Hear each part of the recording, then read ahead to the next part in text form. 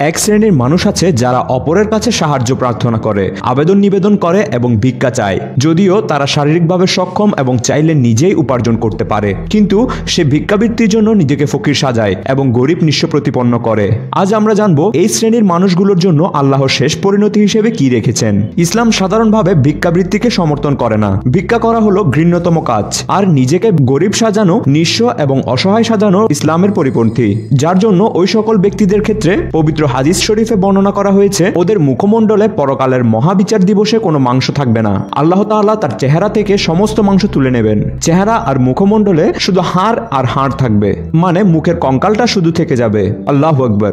এটা হওয়ার কারণ কি? কারণ হলো এরা অন্যের দিকে ঝুঁকে পড়তো, তাকে সালাম করত এবং তার কাছে সাহায্য প্রার্থনা করত, তার কাছ থেকে ভিক্ষা চাইতো। সেজন্য সেদিন তার চেহারা থেকে সমস্ত মাংস তুলে নেওয়া হবে। এটাই তার জন্য আল্লাহর কাছ থেকে সাহায্য না চাওয়ার সাজা। আর তার ওই রকম বিশ্রী অবস্থা হওয়ার পর সকলেই তাকে চিনে ফেলবে। সবাই চিনে যাবে আল্লাহকে বাদ দিয়ে অন্যের কাছে হাত বাড়িয়ে প্রার্থনা করার দরুন তার এই দুরবস্থা হয়েছে। এখানে হাদিসের বর্ণনা থেকে আমাদের একান্তভাবে শিক্ষা নেওয়া উচিত। সকল অবস্থায় এবং সর্ববিষয়ে আল্লাহর সাহায্য নিতে হবে।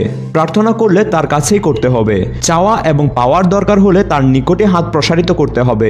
মনের ভাবনা ও ভালো মন্দ নিবেদন করার একমাত্র ঠাঁই হলো আল্লাহর মহান দরবার। তিনি অনন্ত, অসীম, করুণাময় এবং দয়ার সাগর। রহম করম, সাহায্য এবং প্রয়োজন পূরণ তার কাছ থেকেই হয়। করুণা ও অনুকম্পা তার কাছেই চাইতে হয়। সাহায্য যা আসার সেখান থেকেই আসে। পৃথিবীর সমস্ত কিছুর অধীশ্বর হলেন আল্লাহ। আমাদের প্রথম থেকে শেষ সকল বিষয়েরই ভরসাস্থল তিনি। ওই স্থানকে কেন্দ্র করেই আমাদের আবর্তিত হতে হবে।